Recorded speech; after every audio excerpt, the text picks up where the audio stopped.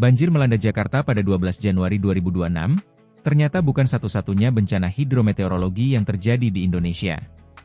Kabupaten Kudus, Jawa Tengah, turut terdampak cuaca ekstrem hingga memaksa pemerintah daerah menetapkan status tanggap darurat bencana mulai 12-19 Januari 2026. Keputusan ini diambil setelah wilayah tersebut mengalami banjir bandang, tanah longsor, dan angin kencang yang bahkan menimbulkan korban jiwa.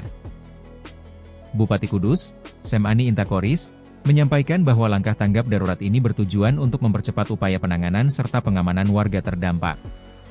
Keselamatan warga menjadi prioritas utama. Kami minta seluruh pihak bergerak cepat, responsif, dan terkoordinasi dalam membantu masyarakat terdampak, ujarnya di Kudus, Senin. Landasan hukum dan koordinasi lintas sektor status ini resmi tertuang dalam SK Bupati Kudus Nomor 300.2. 1/16/2026 tentang penetapan status tanggap darurat bencana angin kencang, banjir, dan longsor tahun 2026. Melalui penetapan ini, seluruh perangkat daerah, TNI, Polri, relawan, hingga unsur masyarakat diminta bersinergi dalam penanganan bencana.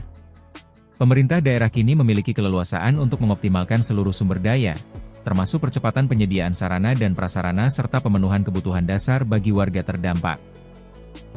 SK ini juga memungkinkan pemerintah desa mengalokasikan anggaran darurat mendesak sesuai kebutuhan melalui musyawarah desa.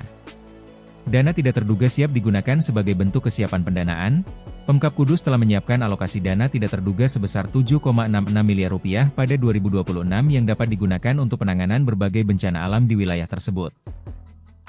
Penggunaan dana ini akan difokuskan pada kebutuhan mendesak, mulai dari evakuasi, bantuan logistik, hingga perbaikan sarana yang terdampak bencana.